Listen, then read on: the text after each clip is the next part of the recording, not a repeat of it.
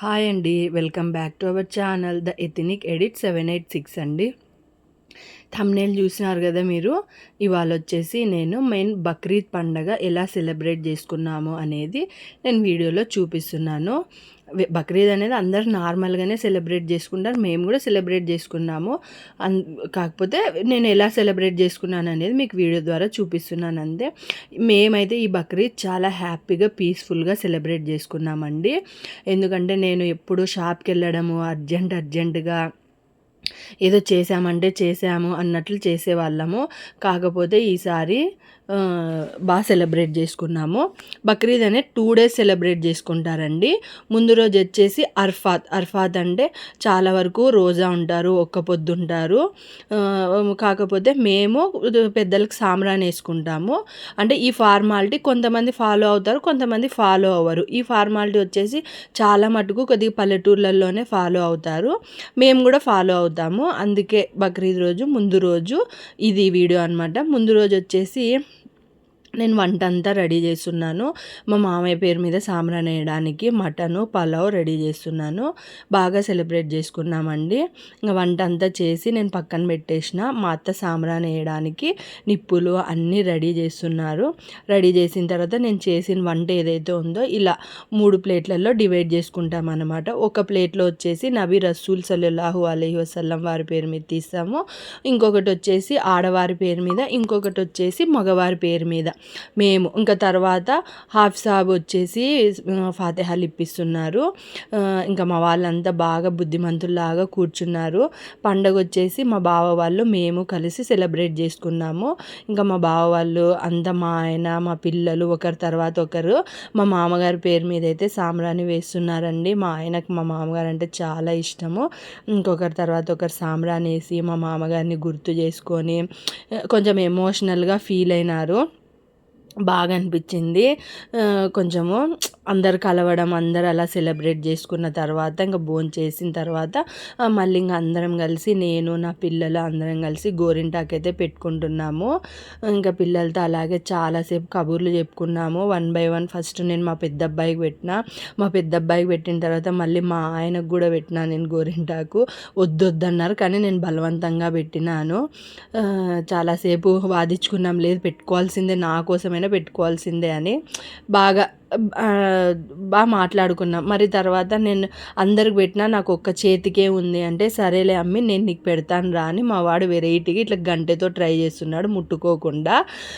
బాగా పిల్లలు జోకులు వేసుకుంటూ బాగా పిల్లలతో బాగా మంచిగా టైం సెలబ్రేట్ చేసినాము. అంటే స్పెండ్ చేసినాము. ఒక హాఫ్ అన్ అవర్ 1 అవర్ దాకా పిల్లలు మేము అంతా కలిసి బాగా అనిపించింది నాకైతే. అసలు మస్తు హ్యాపీ అనమాట పిల్లలు మేము అలా ఉండడము.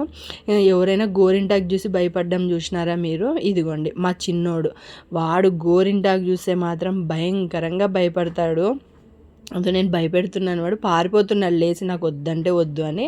గోరింటాకు అయితే మేము ముగ్గురం పెట్టుకున్నాము. ఇంకా అలా పడుకున్నాము. ఇంకా నెక్స్ట్ డే మార్నింగ్ టకటకా లేచి ఇంక అందరు రెడీ అవుతున్నారు. అదిగోండి నేను మా ఆయన ఒకరు గోరింటాకు ఒకరు చూసుకుంటున్నాం ఎలా పండింది అని. మాకు ఇద్దరికైతే దాదాపు సేమ్ పండింది. బాగా హ్యాపీ అనిపించింది. ఇంకా తర్వాత వీళ్ళు స్నానాలు చేసి ఒకరి తర్వాత ఒకరు రెడీ అయిపోయి నమాజ్కి అయితే బయలుదేరుతున్నారు. వీళ్ళు నమాజ్కి వెళ్ళడము అట్లా ముగ్గురు కలిసి వాళ్ళని చూస్తుంటే నాకు బాగా మంచిగా హ్యాపీగా అనిపిస్తుంది.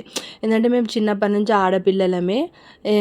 అట్లా మా ఇంట్లో ఎవరు నమాజ్కి వెళ్ళేవారు కాదు అప్పుడు. ఇంకా నాకు ఇప్పుడు మా ఆయన మా పిల్లలు ముగ్గురు వెళ్తారు. వాళ్ళని చూస్తుంటే నాకు చాలా హ్యాపీగా అనిపిస్తుంది. ఎందుకో పండగ అంటేనే ఇట్లా అందరూ కలిసి బాగా పండగ చేసుకోవడమే ఇది కదా. నాకు బాగా మంచి హ్యాపీగా అనిపించింది. ఇంకా వాళ్ళైతే ఇంకా నమాజ్కి బయలుదేరిపోయినారు. నేను వాళ్ళు వచ్చేలోపు ఫ్రెష్ అయ్యి స్వీట్ చేద్దామని రెడీ అయిపోయినాను. ఇంట్లోకి వచ్చేసి వాళ్ళు వెళ్ళంగానే వాళ్ళకి సెండ్ ఆఫ్ ఇచ్చేసి సలాం చెప్పుకొని వాళ్ళకి ఇంకా లోపలికి అయితే వచ్చేసి నేను ఫ్రెష్ అప్ అయిపోయినాను. ఫ్రెష్ అప్ అయిన తర్వాత పాయసం చేద్దామని ఇలా రెడీ చేసినాను. నేనైతే ఇవాళ దూద్ కుర్మా అంటే పాయసం చేస్తున్నాను. మా వాళ్ళకి, మా ఆయనకి, పిల్లలకి అందరికీ చాలా ఇష్టము. పాయసం అంటే గనక చాలా బాగా తింటారు. కాస్త ఎక్కువే చేస్తున్నాను, ఎందుకంటే నేను షాప్లో పిల్లలకి అందరికీ ఇవ్వాలి కాబట్టి కాస్త ఎక్కువే చేసుకుంటాము. ఇవాళైతే నేను షాప్కి వెళ్ళలేదు. ఈరోజు కూడా మామూలు ప్రతి సంవత్సరం ఒక 4-5 ఇయర్స్ నుంచి రెగ్యులర్గా వెళ్ళేదాన్ని. కాకపోతే ఈసారి ఇంకా మా ఆయన వద్దులే, ఇంట్లోనే ఉండు, బాగా చేసుకుందాం పండగ అంటే సరేలే అని చెప్పి ఇంట్లోనే చేసుకున్నాం. బాగా షాప్కి వెళ్ళకుండా పాయసం చేసిన, పలావ్, చికెన్ చేసినాను, పెరుగు పచ్చడి అన్నీ కలిసి మా బావ వాళ్ళు మేము 2 ఫ్యామిలీస్ కలిసి సెలబ్రేట్ చేసుకున్నాం ఈసారి పండగ. బాగా హ్యాపీగా అనిపించింది. ప్రతి సంవత్సరం ఏమయ్యేదంటే షాప్కి వెళ్ళేదాన్ని, అర్జెంటుగా చేసుకునే వాళ్ళము. రంజాన్ అయితే నాకు కరెక్ట్ ఉగాది సీజన్ పడుతుంది, రంజాను మాది బట్టల షాప్ కాబట్టి ఫుల్ రష్గా ఉంటుంది. అంతగా ఇంకా అలసిపోయి ఉంటాం అనమాట. అలసిపోవడం వల్ల ఎక్కువ చేయలేము. అందుకే ఇంకా బక్రీద్ అయితే ఈసారి బాగా సెలబ్రేట్ చేసుకున్నాము. మా బావ వాళ్ళు, మేము 2 ఫ్యామిలీస్ కలిపి బాగా మంచిగా టైం స్పెండ్ చేసినాం. పిల్లలందరూ బాగా ఆడుకున్నారు. బాగా సెలబ్రేట్ చేసినాం అనమాట. ఇంకా నేను అంతలోపు వాళ్ళు వచ్చేలోపు దూద్ ఖుర్మాకైతే రెడీ చేస్తున్నాను. ఈ హౌస్ వైఫ్గా ఉండి ఫెస్టివల్ చేసుకోవడమే చాలా బాగుంటుందండి, నాకు అదే ఇష్టము. కాకపోతే కుదరదు అంతే.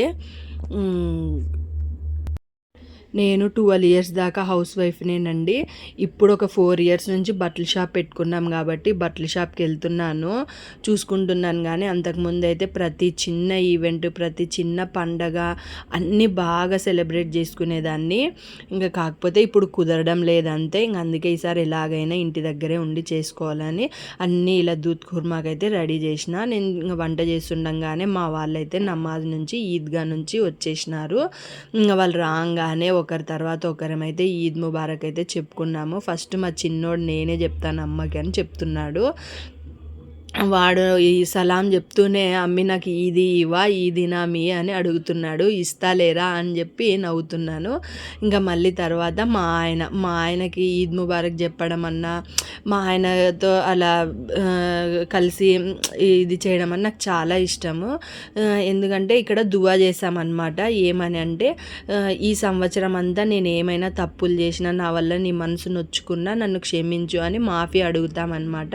భర్త మాఫ్ చేసే గనక అన్ని మాఫీ అవుతాయి అని ఒక నమ్మకం అనమాట. అందుకు నాకు అట్లా మా ఆయన మాఫీ అడగడము, అట్లా చేయడము, ఈద్ ముబారక్ చెప్పడం అంటే చాలా ఇష్టము. ఇంకా తర్వాత మా పెద్దోడు వంతు, పిల్లల్ని చూస్తుంటే కనుక మన ముందు ఇంత చిన్నగా ఉండే పిల్లలు ఇంత పెద్దగా అయిపోయినారే అని మా పెద్దోడిని చూస్తే నాకు చాలా హ్యాపీగా అనిపించింది. వాడు ఇంత ఉండేవాడు, ఇప్పుడు నాకంటే ఒక 2 ఇంచులు ఎక్కువే హైట్ ఉన్నాడు.